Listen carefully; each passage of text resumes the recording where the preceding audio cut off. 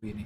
Oh, kalau itu kita buka-bukaan aja ya. Iya. Gue juga dapat informasi dari salah satu direktur di Tempo dan memang kita dapat tawaran itu gitu loh. Iya. Tapi Tempo menolak.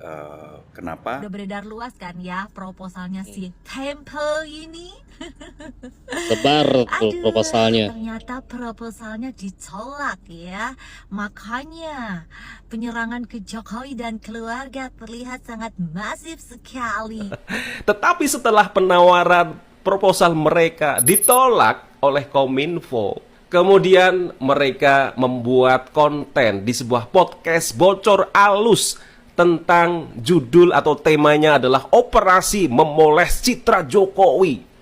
Benar-benar luar biasa penggiringan opini mereka, narasi mereka opini banget. bahwa Pak Jokowi memerintahkan kepada seluruh jajaran pemerintahan untuk melakukan pemberitaan positif selama 10 tahun Pak Jokowi memimpin Indonesia. Mereka benar-benar menggiring opini masyarakat.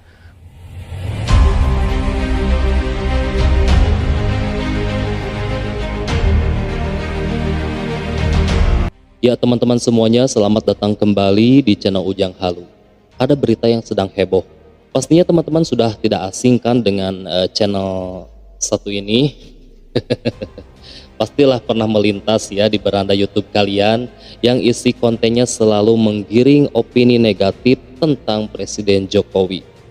Bukan tanpa sebab.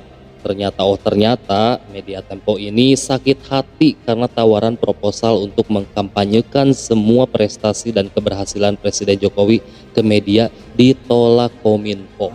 Sebenarnya sih Presiden Jokowi tidak butuh pengakuan ya, karena rakyat yang merasakan kinerja Pak Jokowi selama 10 tahun pasti tahu prestasi Pak Jokowi apa saja gitu kan.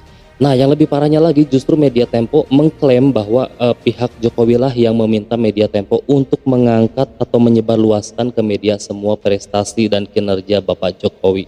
Parah kan? Kali ini kita akan menyimak beberapa video yang mengkuliti media Tempo. Jadi buat kalian mohon disimak dengan baik agar tidak gagal paham. Mari kita mulai.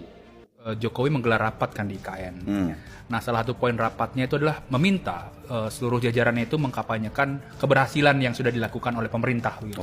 Teman di internal BUMN cerita bahwa ada semacam agenda setting begitu selama Oktober untuk ya itu menggaungkan keberhasilan dengan hashtag tertentu. Mantap. Pakai Rangers itu ya. Tadi seperti Cici jelaskan kan bahwa Kementerian BUMN turunannya juga ikut campaign. Kementerian-kementerian juga melakukan hal serupa. Jadi memang setiap kementerian itu punya sub-sub keberhasilan atau sub program gitu yang kemudian disebarkan ke berbagai media dan tidak hanya menggandeng media konvensional ya, tapi juga kemudian influencer.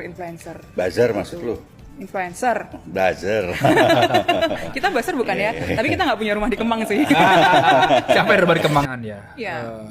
Tadi kan kita menyinggung soal media konvensional, termasuk podcast begitu ya. Nah, apakah Tempo pernah mendapatkan tawaran, Pram, untuk bagaimana dengan Tempo? Untuk melakukan kampanye positifnya Jokowi ini? Oh, kalau itu kita buka-bukaan aja ya. Iya. Gue juga dapat informasi dari salah satu direktur di Tempo dan memang kita dapat tawaran itu gitu loh. Iya. Tapi Tempo menolak. Kenapa? Karena ada kewajibannya itu. Kita harus membuat berita itu menjadi seolah-olah organik gitu. Dan padahal itu harusnya kan masuknya bukan di berita tapi di advertorial gitu. Karena ini ada pesanan. Beda kalau kemudian pesanan ini misalnya kita berkolaborasi gitu. Kayak Tempo waktu itu membuat soal perhutanan sosial gitu ya, itu dengan Kementerian Lingkungan Hidup dan Kehutanan gitu loh. Itu kami menyampaikan dengan jelas bahwa memang ini ada kolaborasi gitu loh.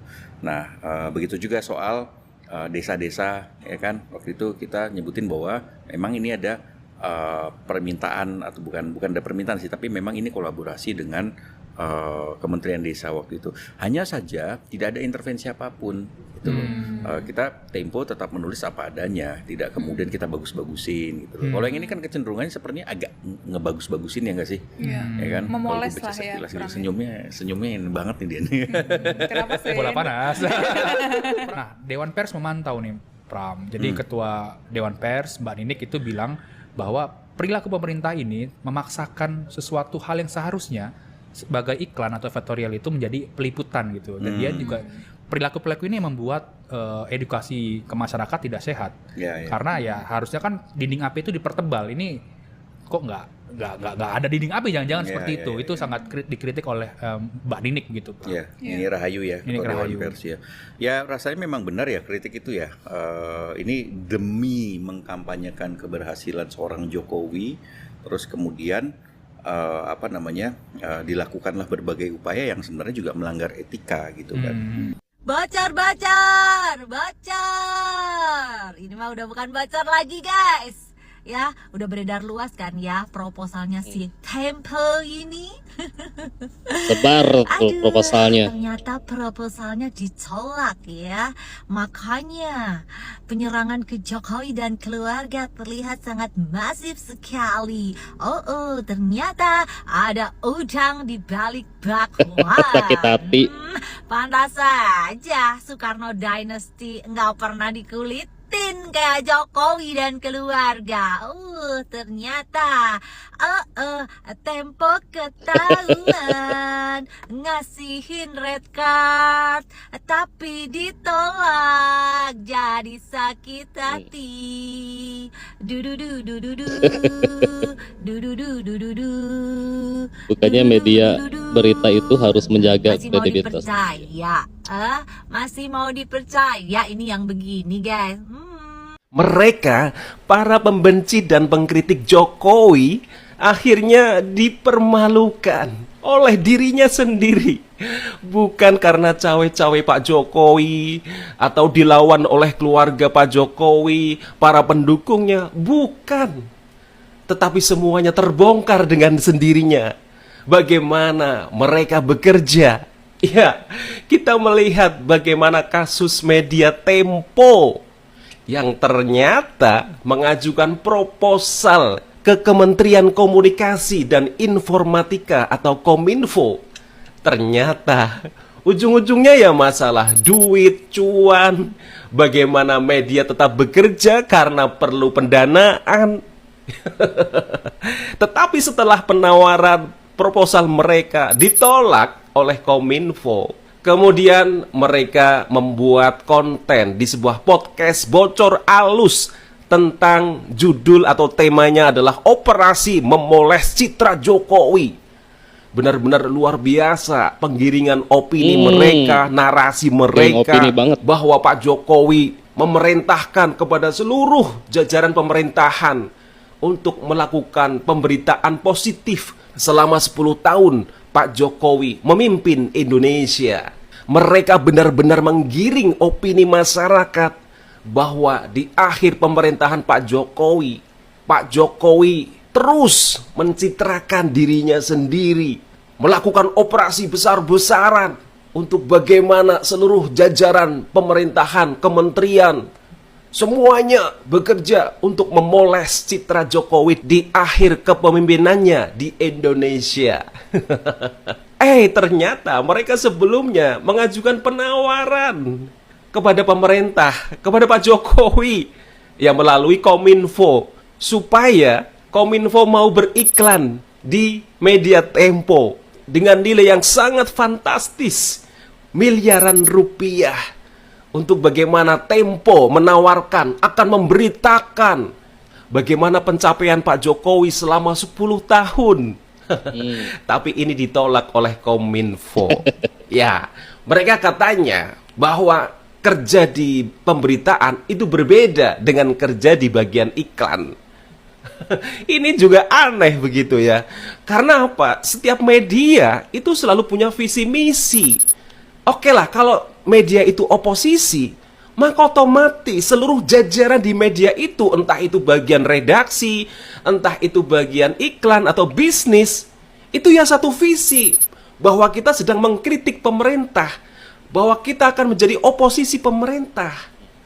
Maka ketika mereka bagian iklan tiba-tiba nyelonong ya, mengajukan penawaran ke Kominfo, ke pemerintah, ke Pak Jokowi yang sedang dikritik, ini ya memalukan begitu ya. Iya, harusnya mereka mengajukan proposal, penawaran iklan itu ya ke lawan dari Pak Jokowi atau yang selama ini membenci, mengkritik Pak Jokowi. Silahkan ke perusahaan-perusahaan mana yang selama ini tidak suka dengan Pak Jokowi. Nah, seperti itu harusnya ya. Kan jadi aneh nanti kan. Ya, misalkan halaman depan koran Tempo tadi bahwa Pak Jokowi melakukan operasi besar-besaran untuk bagaimana memoles citra Pak Jokowi di akhir masa pemerintahannya begitu ya. Terus di sana menggiring opini masyarakat. Ini loh, Pak Jokowi hanya pencitraan selama ini. Sebenarnya Pak Jokowi itu gagal dalam memimpin Indonesia begitu. Mereka mengangkat bagaimana kegagalan-kegagalan Pak Jokowi, bukan prestasi Pak Jokowi. Nah, itu di halaman depan begitu ya. Tiba-tiba di halaman berikutnya, meskipun itu dibingkai oleh rubrik advertorial atau iklan, inilah keberhasilan 10 tahun Pak Jokowi. Wah, dengan prestasi-prestasi Pak Jokowi, dengan program-program infrastruktur, pengentasan kemiskinan, ya, kemudian pertumbuhan ekonomi yang luar biasa di masa Pak Jokowi. Kan jadi aneh itu pembaca Tempo nanti ya. Di depan mengkritik Jokowi, menjelek-jelekan Jokowi, tetapi di halaman berikutnya, di rubrik-rubrik berikutnya, justru menyanjung Pak Jokowi yang luar biasa bekerja untuk Indonesia. Ini kan aneh begitu ya. Harusnya ya perusahaan itu, media itu punya visi misi yang jelas. Dan ini berlaku di semua divisi, baik itu divisi pemberitaan atau redaksi, termasuk juga divisi iklan. Ya, nanti juga kita akan melihat bagaimana para pembenci dan pengkritik Pak Jokowi lainnya akan juga dipermalukan. Ya, kita melihat kemarin ada silaturahmi kebangsaan yang dihadiri oleh para tokoh begitu yang benar-benar kritis, benar-benar benci sekali dengan Pak Jokowi. Ada Refli Harun, Amin Rais, Roy Suryo, Faisal, dan kawan-kawannya. Mereka padahal bikin acara sudah berpindah dari tempat ke tempat yang lain ya, karena banyak penolakan. Ya, ngungsi terus.